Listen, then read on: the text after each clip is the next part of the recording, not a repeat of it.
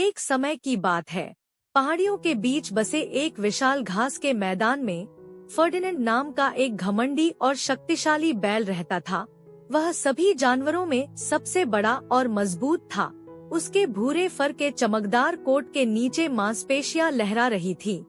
Ferdinand अक्सर अपनी ताकत और आकार का घमंड करता था। घास के मैदान में अपना सिर ऊंचा करके घूमता था, खुद को सभी से श्रेष्ठ मानता था। घास के मैदान के दूसरी ओर एक आरामदायक पेड़ के खोखले में जायफल नाम की एक छोटी और मासूम गिलहरी रहती थी। जायफल सौम्य और दयालु था। वह अपने दिन आने वाली सर्दियों के लिए मेवे और बीज इकट्ठा करने में बिताता था।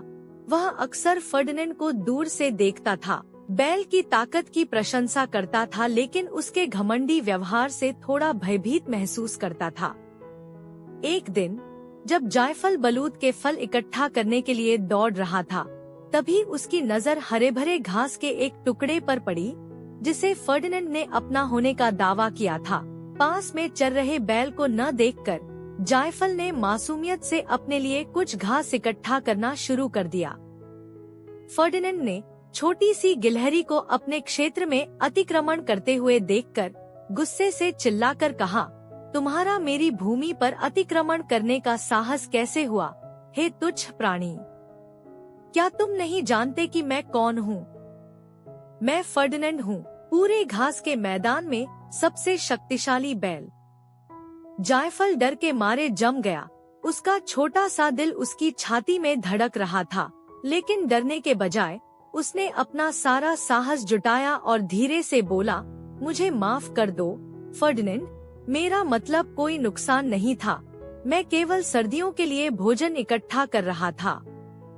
फर्डिनेंड ने गिलहरी की दलील सुनने से इनकार करते हुए तिरस्कारपूर्ण ढंग से खर्राटे लिए। अपने विशाल सींग के झटके से उसने जायफल को हवा में उड़ा दिया, जिससे उसके कीमती बलूत के फल सभी दिशाओं में बिखर गए। जैसे ही जायफल धड़ाम से नीचे उतरा, उसे एहसास हुआ कि फर्डिनेंड की ताकत दयालुता और विनम्रता की शक्ति की तुलना में कुछ भी नहीं थी। अपने बिखरे हुए मेवों को इकट्ठा करके जायफल एक बार फिर फर्डिनेंड के पास पहुंचा, इस बार ईमानदारी से माफी के साथ। जायफल की विनम्रता से प्रभावित होकर फर्डिनेंड का दिल नरम हो गया। उन्होंने महसूस किया कि सच्ची ताकत केवल शारीरिक शक्ति से नहीं, बल्कि करुणा और समझ से आती है। उस दिन से फर्डिनेंड और जायफल असंभावित दोस्त बन गए और एक दूसरे को गर्व और मासूमियत के बारे में मूल्यवान सबक सिखाया।